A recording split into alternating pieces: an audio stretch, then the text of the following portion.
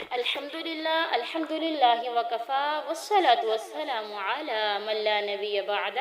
اما بعد فاعوذ باللہ من الشیطان الرجیم بسم اللہ الرحمن الرحیم۔ آج ہم لیکچر نمبر 13 کا آغاز کر رہے ہیں اور آج کے لیکچر میں ہم نبی صلی اللہ علیہ وسلم کی بہت ہی پیاری 3 احادیث ہم سیکھیں گے۔ چلیں سبق کا آغاز کرتے ہیں۔ سب سے پہلے کہ کون سے اعمال اللہ تعالیٰ کے نزدیک پسندیدہ ہیں، پھر ہے کہ انسان کے لیے بہترین سرمایہ، اور تیسرے نمبر پر ہے کہ صدقہ، تواضع اور معاف کر دینے کی فضیلت۔ چلیں سب سے پہلے کرتے ہیں کہ اللہ کو کون سا عمل پسند ہے، کہ ہمیں وہ عمل کرنا چاہیے جو اللہ کو پسند ہے۔ ان عائشہ تھا، حضرت عائشہ رضی اللہ تعالی عنہ قالت، وہ بیان کرتی ہیں، قال رسول اللہ صلی اللہ علیہ وسلم، کہ آپ صلی اللہ علیہ وسلم نے فرمایا، احب الاعمال الی اللہ، اللہ تعالیٰ کے نزدیک پسندیدہ عمل وہ ہے کہ ادوامھا، اس پر ہمیشگی کی جائے، وان قل، اگرچہ وہ تھوڑا ہی کیوں نہ ہو۔ کہ حضرت عائشہ کہتی ہے کہ نبی صلی اللہ علیہ وسلم نے فرمایا اللہ تعالیٰ کو وہ عمل بہت پسند ہے، کون سا عمل کہ جس پر ہمیشگی کی جائے، چاہے وہ تھوڑا ہی عمل کیوں نہ ہو۔ مطلب یہ کہ بندہ 5 وقت کی نماز پڑھے نا، وہ ساری زندگی روٹین بنا لے کہ وہ جو نماز پڑھ رہا ہے اس پہ ہمیشگی کرے گا، چاہے وہ اکیلے فرضوں کو ہی کیوں نہ شروع کر لے تو وہ ہمیشہ عمل کرے۔ لیکن اگر یہ نہیں کہ ایک دن ہم نے نماز پڑھی ہے تو عشاء کی 17 رکعتیں پڑھ لی ہیں، اگلے دن نماز فرض بھی نہیں پڑھی، تو یہ اللہ کو پسند نہیں ہے۔ حدیث میں آتا ہے نبی صلی اللہ علیہ وسلم نے فرمایا اگر کوئی بندہ نفلی عبادت کرتا ہے نا، تو ایک دن ایسا بھی ہوا کہ بیماری کے باعث وہ اٹھ نہیں سکا، جیسے کہ تہجد کی نماز وہ پڑھتا ہے، ایک دن کسی بیماری کے باعث یا کسی وجہ، کسی پریشانی کے سبب وہ اٹھ نہیں سکا، تو اللہ رب العالمین کیا کرتے ہیں، اسے اس عبادت کا اجر عطا کر دیتے ہیں، حالانکہ اس نے وہ عبادت کی نہیں ہوتی۔ مطلب اللہ کے نزدیک پسندیدہ عمل کون سا جس میں ہمیشگی کی جائے۔ ہمارے پاس اس کا مطلب یہ بھی ہے کہ اگر ہم عبادت کرتے ہیں، چاہے وہ عبادت نماز ہو سکتی ہے، چاہے وہ عبادت کوئی بھی عمل ہو سکتا ہے، ہمیں اس پہ ہمیشگی کرنی ہے۔ جیسا کہ اگر کوئی پردہ شروع کرتی ہے، شرعی پردہ اس نے شروع کیا ہے، تو شرعی پردہ وہ کس طرح، یعنی اگر جو شال ہوتی ہے، چادر ہوتی ہے، وہی لے لیتی ہے، تو اس کے ساتھ وہ شرعی پردہ شروع کر دے تو یہ ٹھیک ہے اس کے لیے۔ یہ نہیں کہ وہ ایک دن کیا کرے، عبایا بھی پہن لے، وہ گلوز بھی پہن لے، وہ سوکس بھی پہن لے، تو وہ کام کرے، سب لوگوں کے سامنے جب جائے کام بھی کرے تو اسے دشواری ہوگی، مشکل ہوگی، تو اگلے 2 دن بعد وہ جو پردہ کر رہی تھی وہ سبھی اتار دے، تو یہ کیا ہے، اچھی بات نہیں ہے۔ حدیث میں اللہ تعالیٰ قرآن میں کہتے ہیں لا اکراہ فی الدین، دین کے اندر مشکل نہیں ہے، دین بڑا آسان ہے۔ تو اللہ تعالیٰ کو عمل بھی وہی پسند ہے جس پر ہمیشگی کی جائے۔ اگلی حدیث ہے کہ انسان کے لیے بہترین سرمایہ، یعنی ہمارے لیے سب سے بہترین چیز کیا ہے۔ تو اگر ہمارے لیے بہترین چیز کی ہم تلاش میں ہیں کہ ہمیں ایک بہتر چیز مل جائے، ہم جو بھی کام کرتے ہیں، اگر ہمارے گھر کے مرد حضرات ہیں نا، وہ گھر میں جو کاروبار وہ کر رہے ہیں، وہ کہتے ہیں کہ ہم اتنی محنت کریں کہ ہمارا بہترین سرمایہ بن جائے، ہمیں اس کا اچھا نتیجہ ملے، ہمیں ایسا کیا کرنا ہوگا کہ ہم بہترین سرمایہ ہمیں مل سکتا ہے۔ ان عبداللہ بن عباس، حضرت عبداللہ بن عباس قال، کہتے ہیں قال رسول اللہ صلی اللہ علیہ وسلم، کہ نبی کریم صلی اللہ علیہ وسلم نے فرمایا خیر ما یکنز المرء، مرد کا بہترین سرمایہ امرأۃ صالحۃ، نیک عورت ہے، اذا نظر الیہا، جب دیکھے اس کا شوہر اس کی طرف تو سرتہ، اسے خوش کر دے، واذا امرہا، جب اپنی بیوی کو وہ حکم دے، اطاعتہ، تو وہ اس کی اطاعت کرے، واذا غاب عنہا، اور جب غائب ہو اس سے، یعنی بیوی سے دور چلا جائے، تو حفظتہ، حفاظت کرے اس کی امانت کی۔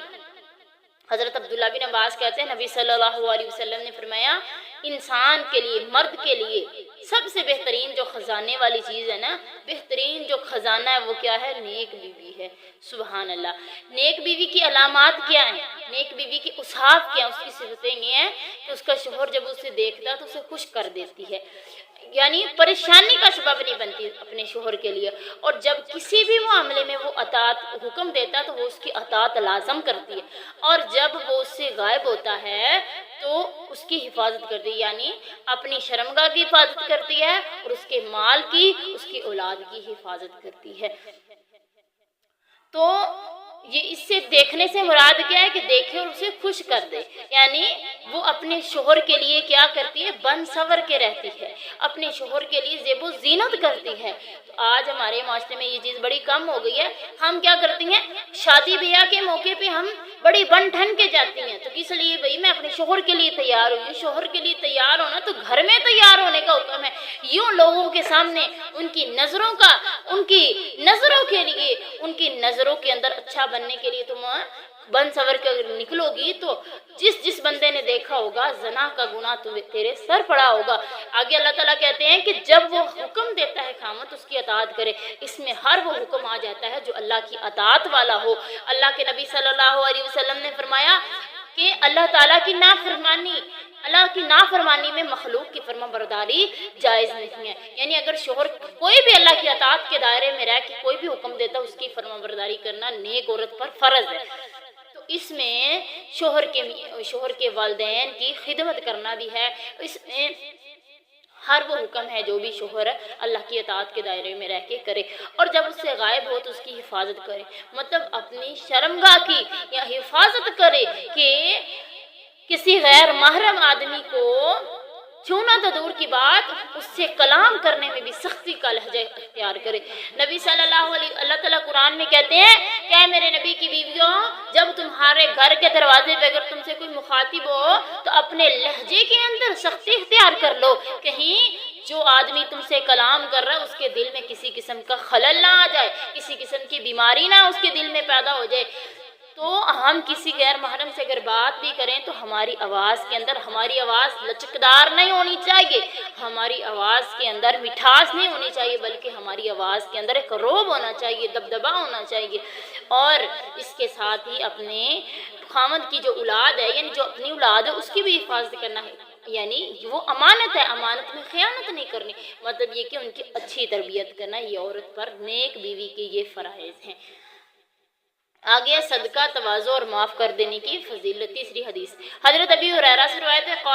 قال فرمایا رسول اللہ صلی اللہ علیہ وسلم نے، ما نقصت صدقۃ من مال، صدقے کی وجہ سے مال کم نہیں ہوتا، وما زاد اللہ عبدا بعفو، اللہ تعالیٰ اگر بندہ کسی کو معاف کرتا ہے نا تو اللہ تعالیٰ بندے کو کیا کرتا ہے، اللہ عزت، مگر اللہ تعالیٰ اسے عزت عطا کرتا ہے۔ وما تواضع احد للہ، کسی کی عاجزی اختیار کرنا اللہ کے لیے، اگر کوئی اللہ کے لیے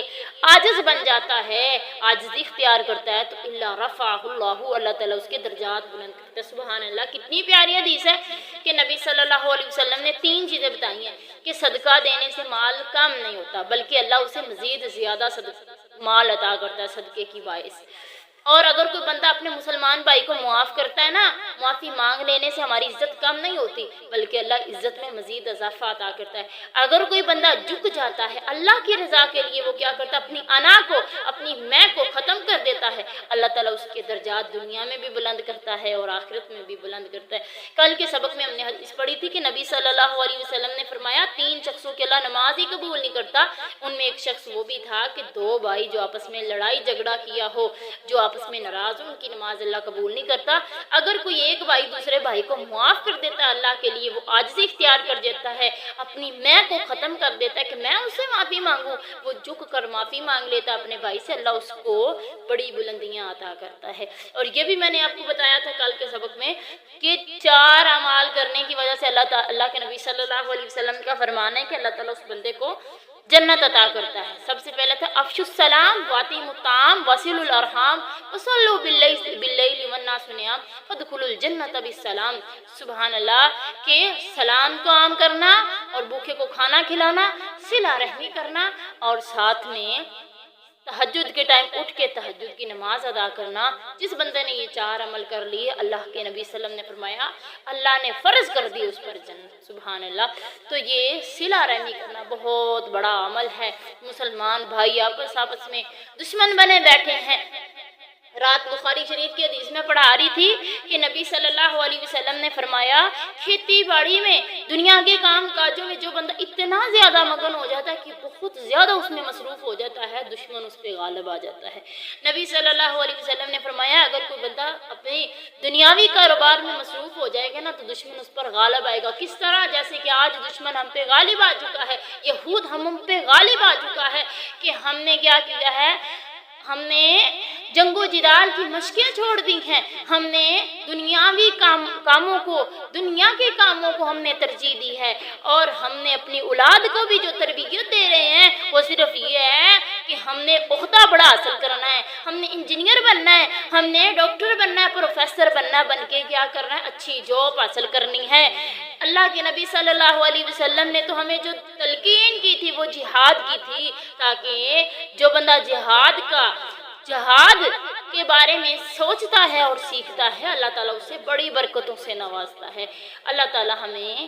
اللہ کے نبی صلی اللہ علیہ وسلم کی پیاری پیاری حدیث پہ عمل کرنے کی توفیق دے۔ آج کا سبق اتنا ہی، آگے انشاءاللہ ہم کل کریں۔